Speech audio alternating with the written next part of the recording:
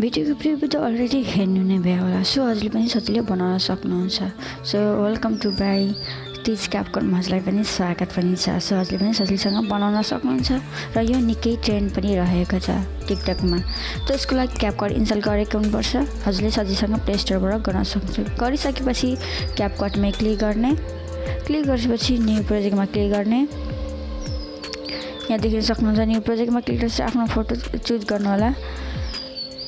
हजुरले total 4वटा photo shoot गर्नुपर्ने हुन्छ, टोटल 4वटा यहाँ देख्न सक्नुहुन्छ। मैले चुज गर्ने छु 4वटा फोटो। आफ्नो बेस्ट फोटोहरू चुज गर्नु होला हजुरले।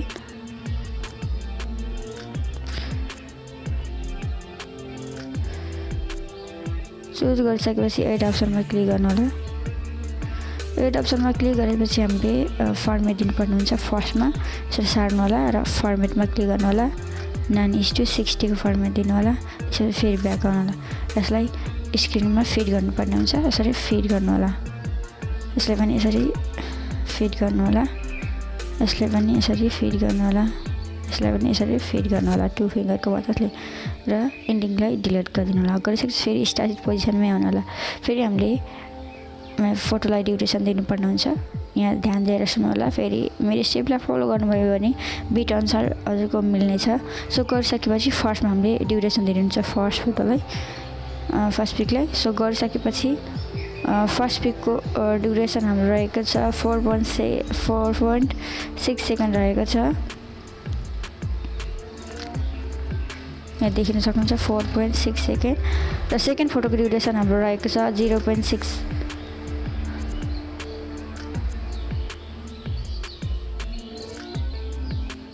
र थर्ड फोटोको ड्युरेसन रहेको छ 0.7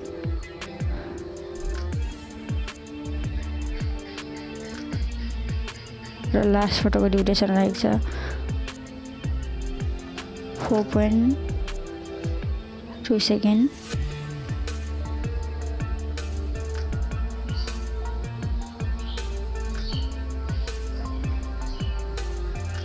गरिसकेपछि अब हामीले एनिमेसन एड गर्नुपर्ने हुन्छ।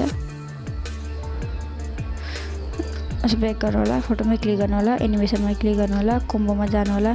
गइसकेपछि हामीले फर्स्ट फोटोलाई हामीले बाइसेक्ट 2 भन्ने एनिमेसन दिनुपर्ने हुन्छ। यहाँ खोज्नु होला, हजुरले पनि खोज्नु होला बाइसेक्ट 2 र सेकेन्ड फोटोलाई पनि हामीले कोम्बोमै जानु होला। सेकेन्ड फोटोलाई पनि एनिमेसन दिनुपर्ने हुन्छ हामीले। फेरि बाइसेक्ट 2 थर्ड फोटोलाई पनि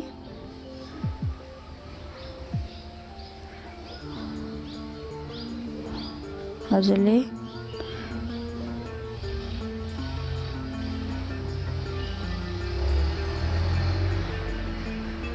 बाइसेक्ट 2 नै दिनुपर्ने हुन्छ र लास्ट फोटोलाई हामीले ओभल भन्ने एनिमेसन दिनुपर्ने हुन्छ।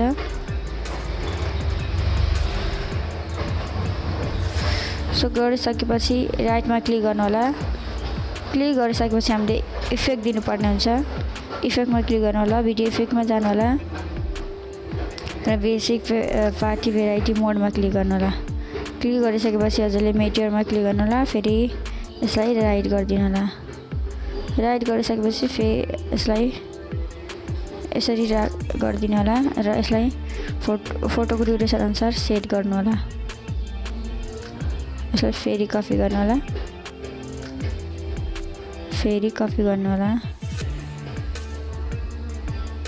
गरिसकेपछि अब हामीले ब्याक आउनु होला। ब्याक आइसकेपछि हामीले ब्याकग्राउन्ड म्युजिक एड गर्नुपर्ने हुन्छ। त्यसको लागि एड अडियोमा क्लिक गर्नु होला, एक्सट्र्याक्टमा क्लिक गर्नु होला र ब्याकग्राउन्ड म्युजिक एड गर्नु होला। यसको लागि मैले हजुरलाई लिङ्क डिस्क्रिप्सनमा राखिदिनेछु, हजुर त्यहाँबाट डाउनलोड गर्न सक्नुहुन्छ। सो भिडियो ब्याकग्राउन्ड म्युजिक एड गर्ने, एड गरिसकेपछि हजुरले इनपुट साउन्ड अन्लीमा क्लिक गर्ने र यहाँ देखिन्छ।